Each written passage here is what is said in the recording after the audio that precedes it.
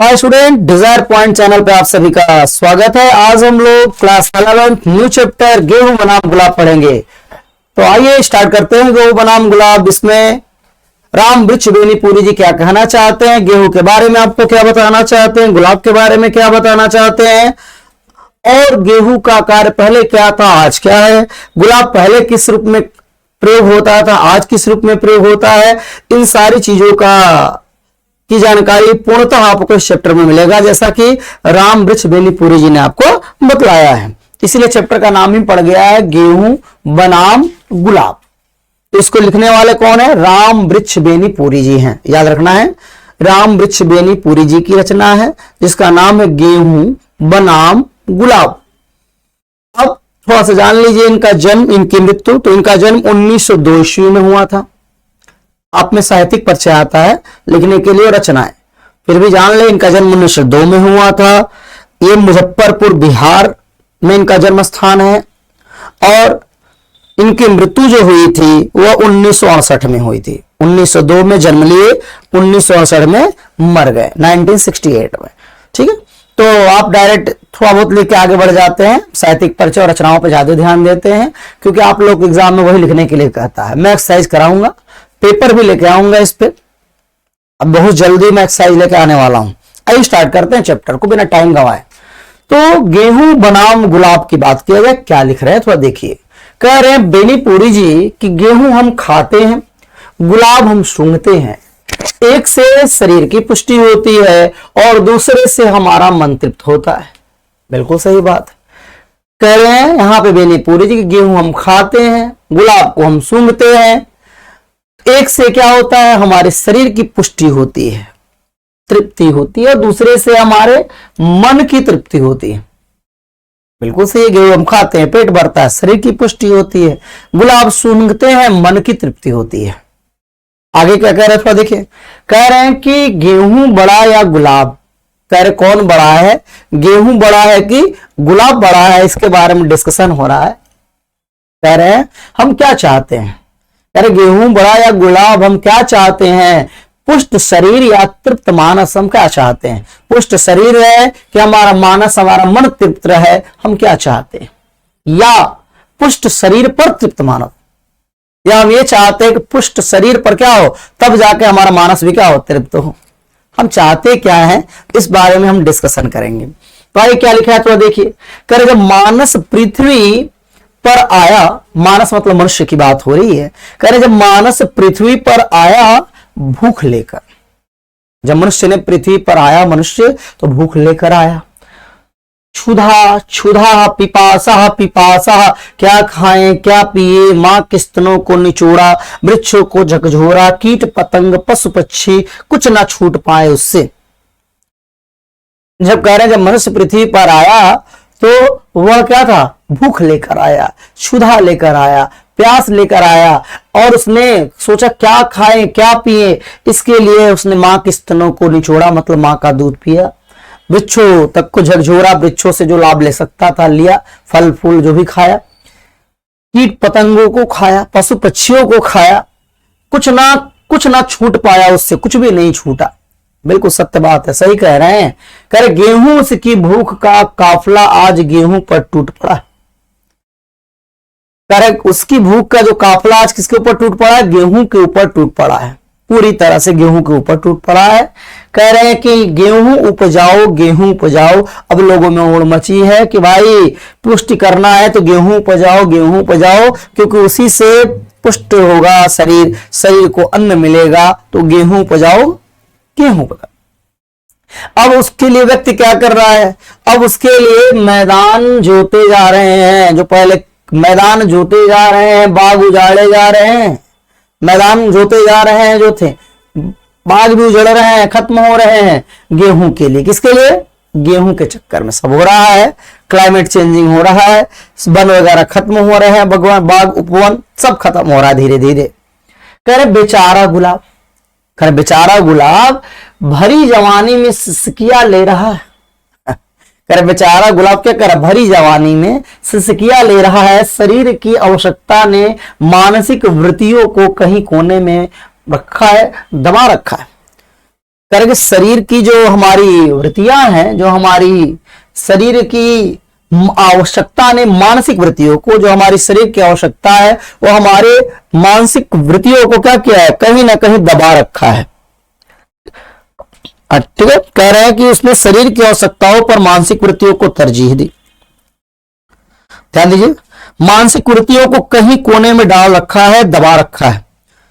क्या करेंगे, शरीर की आवश्यकता ने, जो हमारी शरीर की आवश्यकता पड़ी, इसने हमारी मानसिक वृत्तियों को, जो हमारी मानसिक वृत्तियां थी, जो हमारी मानसिक आदतें थी, इन चीजों को कहीं कोने में डाल रखा है, दबा रखा है, वो दब चुकी हैं।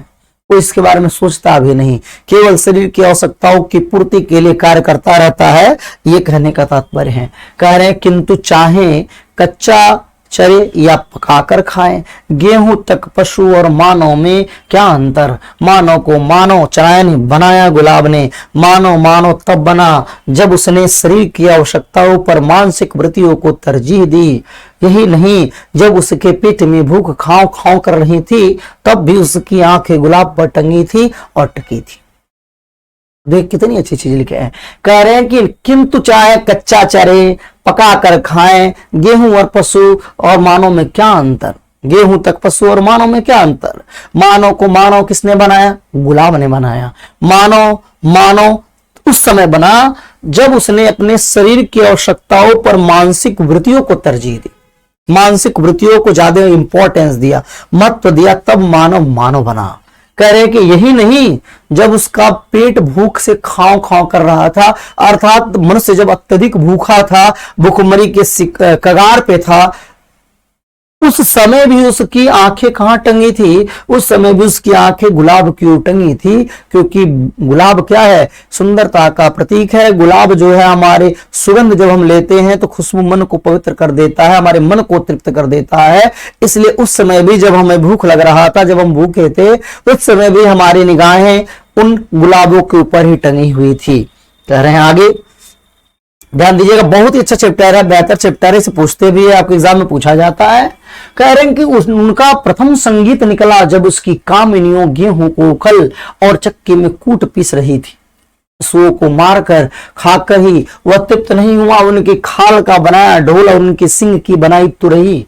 मछली मारने के लिए जब वो अपनी नाव में पतवार का पंख लगाकर जल पर उड़ा जा रहा था, तब उसके छप छप में उसने ताल पाए, तराने छेड़े, बांस से उसने लाठी ही नहीं बनाई, बंसी भी बजाई। देखिए कितनी अच्छी चीज लिखा है। कह रहे उसका प्रथम संगीत निकला, किससे निकला, ये भी देखिए। उसका प्रथम संगीत निकला मनुष्य का किससे, जब उसकी कामिनियों गेहूं को उखल चक्की में कूट पीसा जा रहा था। पहले क्या होता था, उखली में ही कूटा पीसा जाता था, जात था। उस समय संगीत निकला। कह रहे पशुओं को मारा जब व्यक्तियों ने, तो खाया, खाकर वह तृप्त नहीं हुआ, केवल खाकर उसका पेट नहीं भरा, उनकी खाल का उसने ढोल बनाया और उनकी सिंग की बनाई उसने तुरही। मछली मारने के लिए वह अपनी नाव के में जो है पतवार का पंख लगाकर जल पर उड़ा जा रहा था, जल पे चला जा रहा था। तब उसके छप छप में जो छप छप की आवाज आ रही थी, कर उस छप छप की आवाज में उसने क्या पाया, ताल खोजा, ताल उसे मिल गया वहां पे। कह रहे हैं तराने छेड़े, नगमे छेड़े, गाने छेड़े, और बांस से उसने लाठी ही नहीं बनाई, केवल मारने का ही प्रयोग नहीं किया, बल्कि बंसी भी बजाई। जो बंसी बजाया जाता है, कृष्ण जो धारण करते हैं, मानव ने केवल बांस से लाठी ही नहीं बनाई, बल्कि बंसी भी बजाई भी। और वही बंसी आज क्या कमाल करता है, आप जानते ही हैं। अरे रात का काला गुप्त पर्दा दूर हुआ, करे रात का जो काला गुप्त पर्दा था वो दूर हुआ, तब वह उच्छ्वसित हुआ। सिर्फ इसलिए नहीं कि पेट पूजा की समिधा जुटाने में उसे सहूलियत मिलेगी, बल्कि वह आनंद विभोर हुआ। उषा की लालिमा से उगते सूरज की स्नई स्नई प्रस्फुटित होने वाली सुनहरी किरणों से पृथ्वी पर चमचम करते लक्ष लक्ष ओस कणों से आसमान में जब बादल उमड़े, तब उसमें अपनी कृषि का आरोप करके ही वह प्रसन्न नहीं हुआ। उसके सौंदर्य बोध ने उसके मनमोर को नाच उठने के लिए लाचार किया। इंद्रधनुष ने उसके हृदय को भी इंद्रधनुषी रंगों में रंग दिया। क्या कह रहे थे देखिए, कह रहे रात का जब काला गुप्त पर्दा दूर हुआ, अर्थात रात जब समाप्त हुआ और जब सुबह होने वाला है तो वह खुश हो गया, आनंद विभोर हो गया। इसलिए नहीं हुआ कि पेट पूजा की समाधि जुटाने में उसे थोड़ा आराम होगा, इसलिए नहीं, इसलिए क्योंकि उषा की जब लालिमा आई तो उस लालिमा से जब उसने उगते सूरज को धीरे धीरे प्रस्फुटित होते हुए, उगते हुए, ऊपर की ओर उठते हुए उस देखा, सुनहरी किरणों को जब देखा जो पृथ्वी पर चमचम अपने प्रकाश को बिखेर रही थी और उसके कणों के ऊपर जब वो पड़ रही थी तो मोती के समान दिख रही थी, उस सुंदरता को देखकर वो प्रसन्न था। आसमान में जब बादल आ गए उमड़े तब उसमें अपनी कृषि का आरोप करके वो प्रसन्न नहीं हुआ।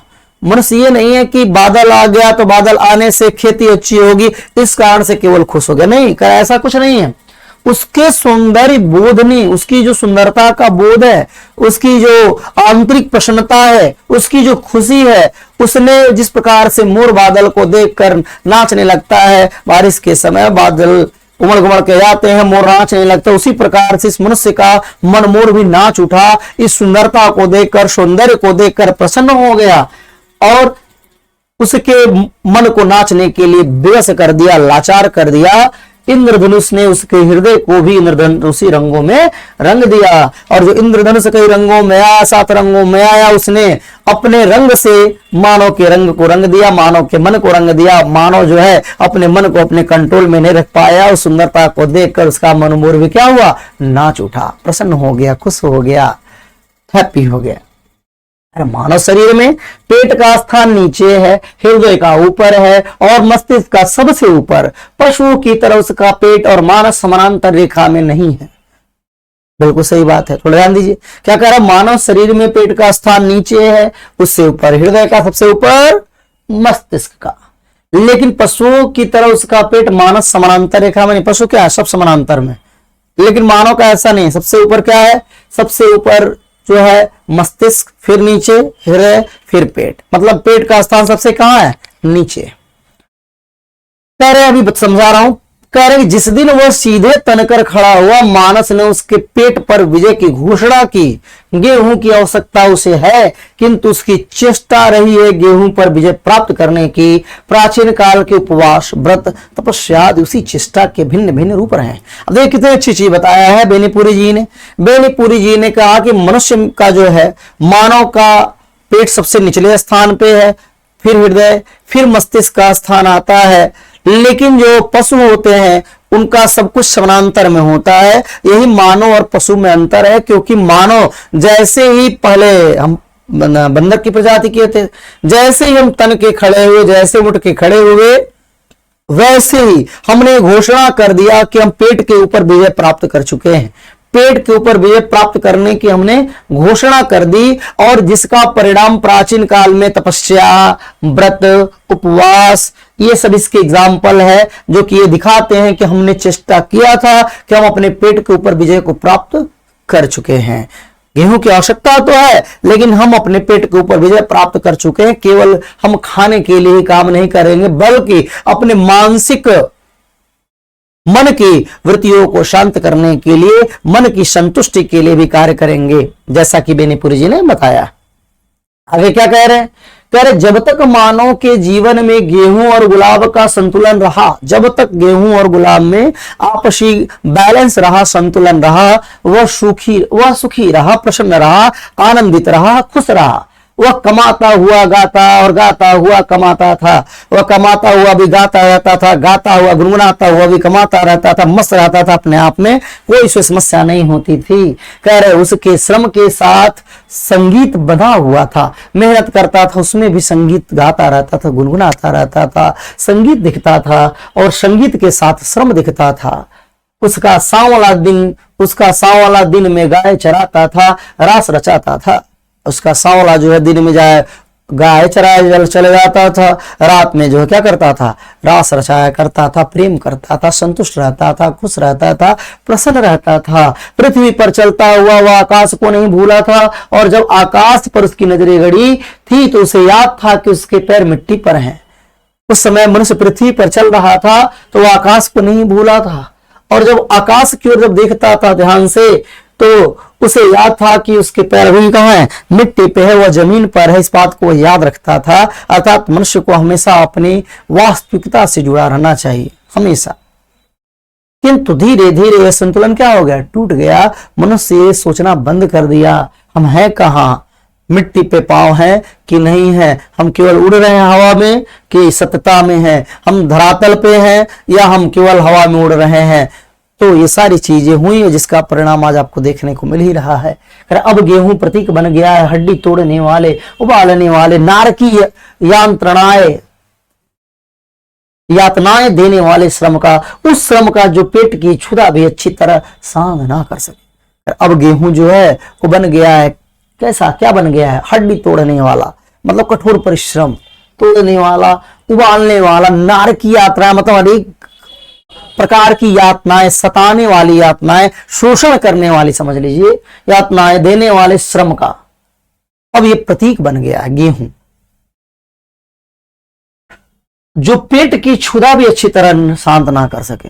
कठोर मेहनत करने के बाद भी पेट की क्षुधा शांत नहीं हो रही है। और गुलाब बन गया है प्रतीक किसका, विलासिता का। आज विलासिता के लिए लोग भोग विलास करने के लिए केवल गुलाब का प्रयोग कर रहे हैं, जो कि विलासिता का प्रतीक बन गया है, भ्रष्टाचार का, गंदगी का और गलीज का बन गया है। वह विलासिता जो शरीर को नष्ट करती है और मानस को भी कर, वैसी विलासिता बन गई है जो शरीर को भी नष्ट कर देती है और हमारे मन को भी, मानस को भी बिल्कुल भ्रष्ट कर देती है, खत्म कर देती है।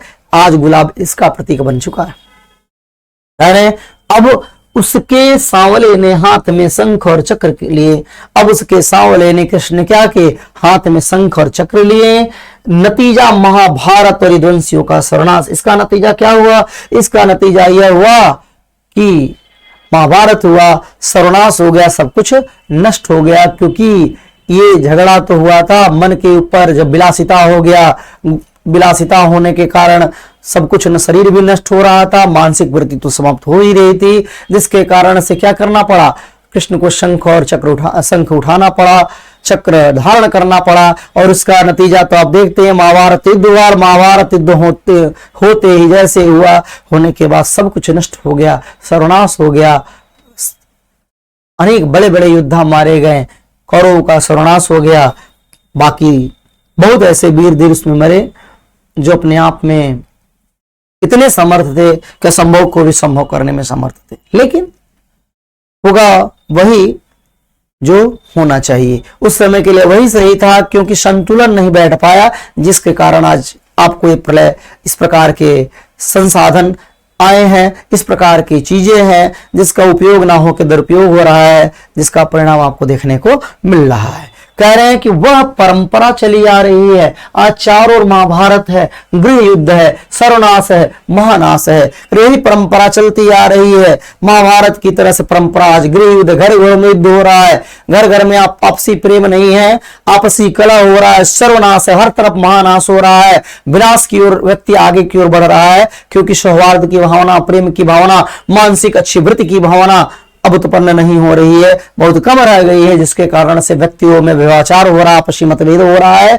गृहयुद्ध हो रहा, आपसी कलह हो रहा है, जिसके कारण से सब कुछ नष्ट हो रहा है। कह रहे गेहूं सिर धुन रहा है, खेतों में गुलाब रो रहा है, बगीचे में दोनों अपने अपने पालनकर्ताओं के भाग्य पर दुर्भाग्य पर रो रहे हैं। चलो पीछे मुड़ो, गेहूं और गुलाब में फिर एक बार संतुलन स्थापित करें।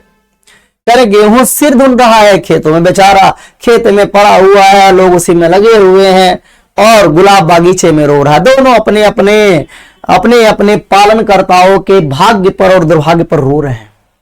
बेचारे रो रहे हैं कि हमारा पहले क्या था, स्थान संतुलन था, कैसे था, आज मेरी दशा क्या है, मेरे पालनकर्ताओं की दशा क्या है।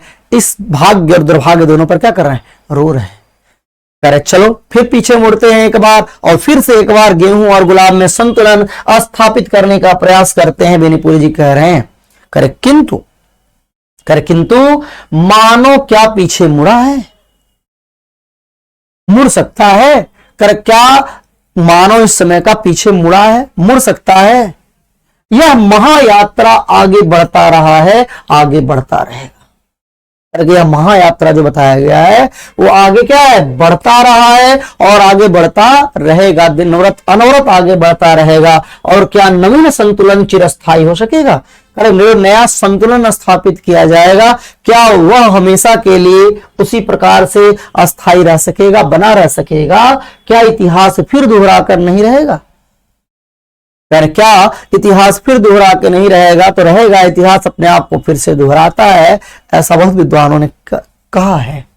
नहीं, मानव को पीछे मोड़ने की चेष्टा ना करो। कर मानव के पीछे मोड़ने की जरूरत नहीं है। अब गुलाब और गेहूं में फिर संतुलन लाने की चेष्टा में सिर खपाने की आवश्यकता नहीं है। करे गुलाब और गेहूं में फिर से संतुलन लाने की बातों पर बहुत ध्यान देना, इस पे बहुत लगे रहना, अपना दिमाग खपाना, फालतू की मेहनत करने की कोई आवश्यकता आपको नहीं है। बेनीपुरी जी कह रहे हैं अब गुलाब गेहूं पर विजय प्राप्त करे।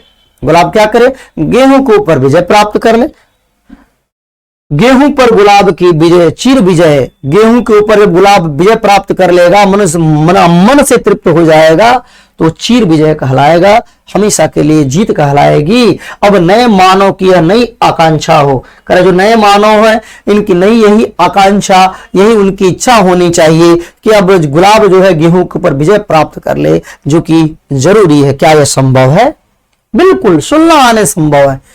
पूछ रहे क्या यह संभव है? कर हाँ बिल्कुल संभव है, हो सकता है, 100% हो सकता है, इसमें कोई दिक्कत नहीं है। कह रहे आगे, विज्ञान ने बता दिया है यह गेहूं क्या है। अब विज्ञान बता चुका है कि गेहूं है क्या, और उसने यह भी जता दिया, इस बात को भी बतला दिया, इसको भी सिद्ध कर दिया है कि मानव में यह चीर बुझा क्यों है। जो मानव में चीर जुझा है, जो चीर इनमें हमेशा भूख जो बनी रहती है, इस भूख का क्या कारण? कह रहे हैं उसने यह भी जता दिया कि मानव में चीर बुभुक्षा क्यों है। मानव जो बुभुक्षा में है, भूख में वो क्यों है? गेहूं का गेहुत्व क्या है हम जान गए हैं, यह गेहुत्व उसमें आता कहां से है हमसे यह भी छिपा नहीं है। कर गेहूं का गेहुत्व क्या है, आता कहां से है, ये सारी चीजों की जानकारी हमें मिल रही है। कर पृथ्वी और आकाश के कुछ तत्व एक विशेष प्रक्रिया से पौधों की बालियों में संग्रहित होकर गेहूं बन जाते हैं, उनकी तत्वों की कमी हमारे शरीर में भूख ना पाते हैं। कर पृथ्वी और आकाश के कुछ तत्व एक विशेष प्रक्रिया से पौधे की बालिया में, जो गेहूं की बालिया होती है, उसी में आ जाते हैं, फिर वो गेहूं बन जाता है। और उन्हीं तत्वों की कमी हमारे शरीर में जब होती है तो भूख का नाम ले लेती है। वही भूख है, वही बुभुक्षा है, वही उसी को भूख बोलते हैं। कर क्यों पृथ्वी की जुताई कुड़ाई गुड़ाई, क्यों आकाश की दुहाई, हम पृथ्वी और आकाश से उन तत्वों को सीधे ग्रहण क्यों ना करें। कर पृथ्वी की जुताई किया जाए, कुड़ाई किया जाए, गुड़ाई किया जाए, आकाश की दुहाई किया जाए, कर क्यों हम पृथ्वी और आकाश से उन तत्वों को सीधे क्यों ना ग्रहण कर ले। ऐसा क्या किया जाए, ऐसा क्यों ना अपने आप को बना लिया जाए कि सीधे वो तत्व हमारे शरीर के अंदर आ जाए और इसकी आवश्यकता ही हमें ना पड़े। यह तो अनहोनी बात, उटोपिया फुटोपिया है। हाँ, यह अनहोनी बात उटोपिया तब तक बनी रहेगी जब तक विज्ञान सहारा कांड के लिए ही आकाश पाताल खाता रहेगा। जो ही उसने जीवन की समस्याओं पर ध्यान दिया, एक हस्ता मलकमों सिद्ध होकर रहेगी। कार्य की बात तब तक उटोपिया लगेगा, तब तक अनहोनी लगेगा, जब तक विज्ञान क्या करता रहेगा, जब तक विज्ञान जो है का सहारा कांड संहार कांड के लिए आकाश पाताल करता रहेगा। जब तक विज्ञान संहार कांड के लिए भागता रहेगा, आकाश पाताल करता रहेगा, ढूंढता रहेगा, तब तक ऐसा बना रहेगा। और जो ही वह मनुष्य के जीवन की समस्याओं पर ध्यान देना स्टार्ट कर देगा, शुरू कर देगा, तो एक कमल खिल जाएगा, पुष्पित हो जाएगा, मनुष्य का जीवन प्रसन्न हो जाएगा और विज्ञान को ईश्वर आना है, नहीं तो मानव का क्या, सारे ब्रह्मांड का संहार निश्चित है। कर विज्ञान को ईश्वर आना पड़ेगा। यदि विज्ञान ईश्वर नहीं आया तो मानव छोड़िए, पूरे संसार का ही, पूरे ब्रह्मांड का ही संहार हो जाएगा, नष्ट हो जाएगा, प्रलय हो जाएगा। करे विज्ञान धीरे धीरे ईश्वर कदम बढ़ा भी रहा है, धीरे धीरे विज्ञान इस क्षेत्र में कार्य कर भी रहा है। कम से कम इतना तो वह तुरंत कर ही देगा कि गेहूं इतना पैदा हो कि जीवन की अन्य परम आवश्यक वस्तुएं हवा पानी की तरह इफरात हो जाए। बीज खाद सिंचाई जुताई के ऐसे तरीके निकलते ही जा रहे हैं जो गेहूं की समस्या को हल कर दे। विज्ञान धीरे धीरे इस क्षेत्र में कार्य कर रहा है। करे कम से कम वो तुरंत इतना तो कर ही देगा कि गेहूं इतना अधिक उत्पन्न हो जाए जिससे हमारी आवश्यकताएं पूरी हो, इतना बीज हो, खाद हो, सिंचाई जुताई, ऐसे तरीके निकलते ही जा रहे हैं दिन प्रतिदिन, जिससे हमारी समस्या क्या हो, दूर हो। ये विज्ञान कर रहा है, विज्ञान इस क्षेत्र में कार्यरत है। कह रहे प्रचुरता, शारीरिक आवश्यकताओं की पूर्ति करने वाले साधनों की प्रचुरता होनी चाहिए। प्रचुरता की ओर आज का मानव प्रभावित हो रहा है कि हमें प्रचुर मात्रा में चीजें मिले। प्रचुरता एक प्रश्न चिन्ह है, भाई क्या प्रचुर होना चाहिए, पर्याप्त मात्रा में क्या होना चाहिए। तो क्या प्रचुरता मानव को सुख और शांति दे सकती है? कभी नहीं दे सकती है। कह रहे हैं कि हमारा सोने का हिंदुस्तान या गीत गाइए, किंतु यह न भूलिए कि यहाँ एक सोने की नगरी थी जिसमें राक्षसता वास करती थी। राक्षसता जो रक्त पीती थी, अभक्ष खाती थी, जिसके अकाय शरीर थे, 10 सिर थे, जो 6 महीने सोती थी, जिसे दूसरे की बहु बेटियों का उड़ा ले जाने में तनिक भी झिझक नहीं थी। प्रचुरता होनी चाहिए।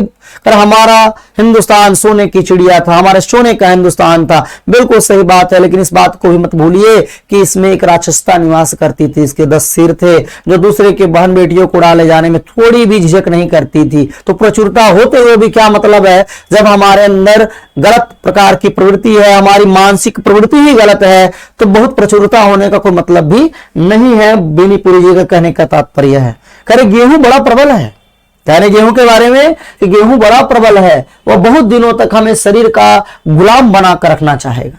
और गेहूं बड़ा प्रबल है, वो कई दिनों तक, बहुत दिनों तक चाहेगा कि हम उसके क्या रहें, गुलाम रहें। पेट की क्षुधा शांत कीजिए तो वह वासनाओं को की क्षुधा जागृत कर आपको बहुत दिनों तक तबाह करना चाहेगा। पेट की क्षुधा को जब आप, पेट की भूख को जब आप शांत करेंगे तो वासनाओं की क्षुधा को आप जागृत कर देगा, बढ़ा देगा, और आपको बहुत दिनों तक तबाह करना चाहेगा, बर्बाद करना चाहेगा कि आप उससे क्या हो जाए, बर्बाद हो जाए, नष्ट हो जाए। तो प्रचुरता में भी राक्षसता ना आवे।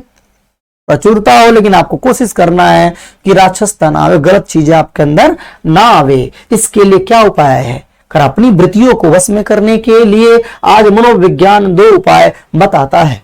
कर अपनी वृत्तियों को, अपनी मानसिक वृत्तियों को कंट्रोल में करने के लिए, नियंत्रण करने के लिए आज जो है मनोविज्ञान 2 उपाय बताता है। पहला, इंद्रियों के संयमन, इंद्रियों को संयमित रखना, और वृत्तियों के उन्नयन का, कि हम अपनी इंद्रियों को संयम रखें, कंट्रोल में रखें, और वृत्तियों का क्या करें, वो वृत्तियों का उन्नयन करें, अच्छी वृत्तियों की उन्नति करें, और अपने इंद्रियों को अपने कंट्रोल में रखें, नियंत्रण में रखें। तो ये 2 उपायों के द्वारा ये कार्य संभव हो सकता है। संयम का उपदेश हमारे ऋषि मुनि देते आए हैं, हम छोटे से पढ़ते आ रहे हैं, संयम, नियम, संयम से रहना चाहिए। संयम का उपदेश हमारे ऋषि मुनि देते आए हैं, किंतु उसके बुरे नतीजे भी हमारे सामने आए हैं। बड़े बड़े तपस्वियों की लंबी लंबी तपस्याएं, एक रंभा, एक मेनका, एक उर्वशी की मुस्कान पर सखलिन हो गई। अर्थात बड़े बड़े महर्षि तपस्वी जो तपस्या में लीन थे, एक अप्सरा के आ जाने से, मेनका के आ जाने से, उर्वशी के आ जाने से, रंभा के आ जाने से विचलित होगी। क्यों? क्योंकि संयम तो था, लेकिन वृत्ति का उन्नयन भी हुआ, लेकिन संयम अच्छी तरह से नहीं था। यदि संयम ढंग से होता, अपने इंद्रियों के ऊपर कंट्रोल ढंग से होता, तो ऐसा नहीं होता। तो कहने का मतलब यह है कि हमें अपनी इंद्रियों को अपने बस में करने के लिए अभ्यास करना पड़ेगा, एकाग्रचित होना पड़ेगा, धीरे धीरे धीरे धीरे अभ्यास करना पड़ेगा, तब कहीं हम अपने इंद्रियों को कंट्रोल कर सकते हैं और अपने वृत्ति की, अपनी मानसिक वृत्तियों का हम उन्नयन कर सकते हैं, आगे बढ़ा सकते हैं। आगे क्या कह रहे हैं, कर आज भी देखिए गांधी जी के 30 वर्ष के उपदेशों और आदेशों पर चलने वाले हम तपस्वी किस तरह दिन दिन नीचे गिरते जा रहे हैं। कर आज भी देख लीजिए गांधी जी के 30 वर्ष के उपदेश और आदेश पर चलने वाले हम भी तपस्वी क्या कर रहे हैं, हम दिन दिन गिरते चले जा रहे हैं, हमारी स्थिति खराब होती जा रही है। जबकि गांधी जी ने आदर्श दिया, 30 वर्ष के उपदेश दिया और आदेश पर हम चलने वाले, 30 वर्ष पहले उपदेश दिए, आज उस रास्ते पे हम चल रहे हैं, लेकिन दिन प्रतिदिन क्या कर रहे हैं, गिर रहे हैं। इसका रीजन क्या है, इसका कारण क्या है? इसलिए उपाय एकमात्र है, कर एक ही उपाय है कि वृत्तियों के उन्नयन का, अपने वृत्तियों का, अपने चरित्र का, अपने आप का उन्नयन कीजिए, उन्नति कीजिए, बढ़ाइए आगे। कामनाओं को स्थूल वासनाओं के क्षेत्र से ऊपर उठाकर सूक्ष्म भावनाओं की ओर प्रवृत्त कीजिए। अपने कामनाओं को, स्थूल कामनाओं को, जो स्थूल वासनाएं हैं, जो विलासिता है, जो गलत आपके मन में सोचे हैं, उन सबसे ऊपर उठिए, भावनाओं की वृत्ति को बढ़ाइए, उन्नयन कीजिए, अच्छी भावनाओं को अपने अंदर जागृत कीजिए। शरीर पर मानस की पूर्ण प्रभुता स्थापित हो, शरीर पर आपके मन की पूर्ण रूप से क्या प्रभुता हो, अर्थात मन जो है शरीर पर आपका मन हावी हो। गेहूं पर गुलाब की हो, गेहूं पर क्या हो, गुलाब की। गेहूं के बाद गुलाब, बीच में कोई दूसरा टिकाव नहीं, ठहराव नहीं होना चाहिए। गेहूं की दुनिया खत्म होने जा रही है, वह स्थूल दुनिया जो आर्थिक और राजनीतिक रूप से हम सब पर छाई है। कह रहे हैं गेहूं की दुनिया खत्म होती जा रही है, क्योंकि जो वह स्थूल दुनिया है जो आर्थिक और राजनीतिक रूप पे हम पर छाई है और छाकर हमें परेशान कर रही है, जो आर्थिक रूप में रक्त पीती जा रही है, हमारा शोषण करती जा रही है, राजनीतिक रूप में रक्त की धारा बहाती जा रही है और बहती जा रही है। किसके कारण से? गेहूं के कारण से, आर्थिक जगत के कारण से। अब वह दुनिया आने वाली है जिसे हम गुलाब की दुनिया कहेंगे। गुलाब की दुनिया, मानस का संसार, सांस्कृतिक जगत, उसको कहेंगे मानस का संसार। गुलाब की दुनिया आ गई अर्थात मानस का संसार आ गया। कह रहे हैं आगे कि आहा, कैसा वह शुभ दिन होगा जब हम स्थूल शारीरिक आवश्यकताओं को जंजीर तोड़कर सूक्ष्म मानस जगत का नया लोक बसाएंगे। लोक करके वह कितना अच्छा दिन होगा, कितना शुभ दिन होगा, कितना पवित्र दिन होगा जब हम शारीरिक आवश्यकताओं की जंजीर को तोड़ देंगे, चकनाचूर कर देंगे और मानस जगत का नया लोक बसा लेंगे, गुलाब की दुनिया बसा लेंगे। कितना अच्छा लोक होगा जब गेहूं से हमारा पिंड छूट जाएगा, गेहूं की हमें टेंशन नहीं रह जाएगी और हम गुलाब की दुनिया में स्वच्छंद विहार करेंगे, आराम से घूमते रहेंगे। वह दुनिया कितनी अच्छी होगी, गुलाब की दुनिया, रंगों की दुनिया, सुगंधों की दुनिया। भौरे नाच रहे हैं, गूंज रहे हैं, फल सुगनी फुड़क रही, चहक रही, नृत्य गीत आनंद उछा, कहीं गंदगी नहीं, कहीं कुरूपता नहीं। आंगन में गुलाब, खेतों में गुलाब, गालों पर गुलाब खिल रहे, आंखों से गुलाब झांक रहा। जब सारा मानो जीवन रंगमय, सुगंधमय, नृत्यमय, गीतमय बन जाएगा, वह दिन कब आएगा? ये कितनी अच्छी बात लिखी है। कह रहे हैं गुलाब की दुनिया, रंगों की दुनिया हो जाएगी, हर तरफ रंग ही रंग दिखेंगे, हर तरफ सुगंध फैलेगा, प्रसन्नता की सुगंध फैलेगी। कहीं भौरे नाच रहे होंगे, गूंज रहे होंगे, कहीं फुरक रहे होंगे पक्षी, चहक रहे होंगे, नाच रहे होंगे, गीत गाकर आनंदित हो रहे होंगे। कहीं भी गंदगी नहीं रहेगी, कहीं भी कुरूपता नहीं रहेगी, हर तरफ सुंदरता ही सुंदरता रहेगी। आंगन में गुलाब दिखेगा, खेतों में गुलाब दिखेगा, गालों पर भी गुलाब दिखेगा अर्थात प्रसन्नता दिखेगी, आंखों में भी गुलाब झांक रहा होगा। जब सारा मानव जीवन रंगमय हो जाएगा, सुगंधमय हो जाएगा, नाचने लगेगा, गीत गाने लगेगा, प्रसन्न हो जाएगा, सोचिए वह दिन कब आएगा? कितना अच्छा दिन होगा कि हर तरफ प्रसन्नता ही प्रसन्नता होगी, गुलाब की दुनिया होगी। वह जीवन कैसा? अरे वह आ रहा है, अरे वह आ रहा है, क्या आप देख नहीं रहे? कह रहे बेनीपुरी जी कि वह आ रहा है, क्या आप देख नहीं रहे हैं? कैसी आंखें हैं आपकी, शायद उन पर गेहूं का मोटा पर्दा पड़ा हुआ है। पर्दे को हटाइए और देखिए वहां अलौकिक स्वर्गिक दृश्य इसी लोक में अपनी इस मिट्टी की पृथ्वी पर हो। 100 के दीदार अगर है तो नजर पैदा कर रहा, वह आ रहा है लेकिन आप देख नहीं रहे हैं।